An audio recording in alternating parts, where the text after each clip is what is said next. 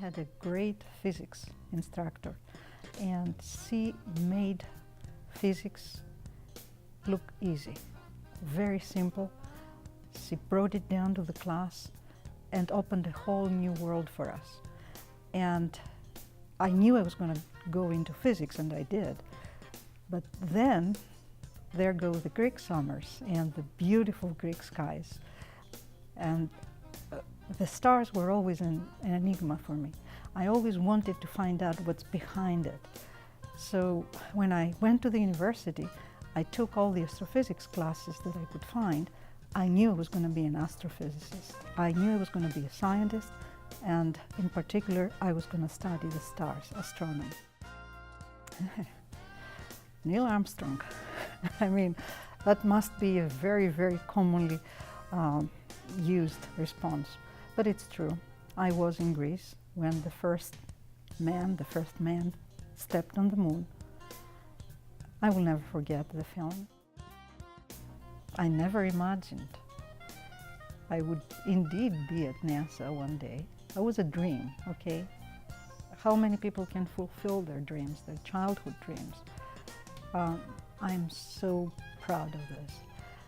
I never expected to be NASA. I never expected to be part of this. And I never expected to get where I am. All I did was my job. I love doing my job, and I love doing science. I have had a huge support from my family, starting from my grandfather, who thought that girls should be treated just like boys. He brought me up basically because he was a retiree, reading when I was 3 or 4 years old, and basically tried to do everything, telling me stories, pushing me to do whatever I felt I should do. That was picked up by my father, who told me I can do everything I want to as long as I believe in it. But I also would like to say, I mean, these are the positive influences. I think there is a lot to be learned by the negative influences. In other words, I have seen colleagues that I would give my life not to emulate. I mean, these people have taught me lessons that could be even more important in my life than the positive influences, because I now know what not to do, which is as equally important as the positive influences. I was out of the country in a meeting, and I got an email from a colleague of mine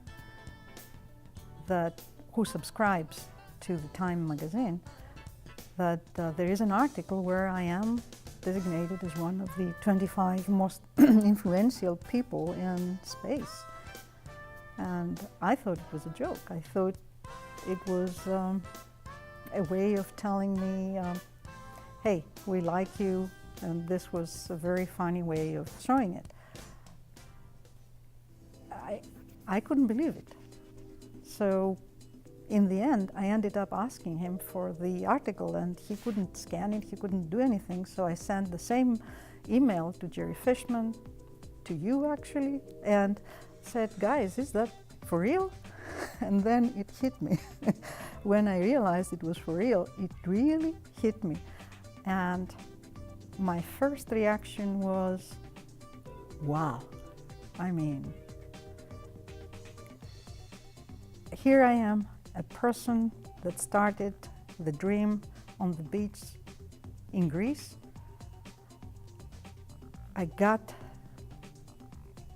at NASA, and now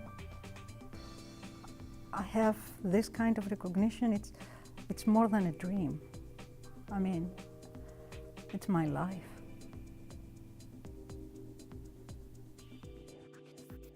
There's multiple do's and don'ts. What I would say the younger people should do is believe in what they're doing, have fun with what they're doing, complete what they start, finish things, take risks, make sure that they just Don't play it safe, because high risk can have high gain. Choose their battles, make choices in life, make sure that they choose what battles they want to fight, because not all of them are worth it. And most of all, communicate, collaborate, and network.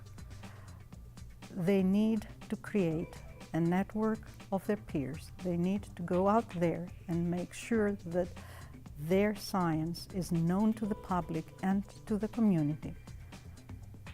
Because solitary perfection is not in the works anymore.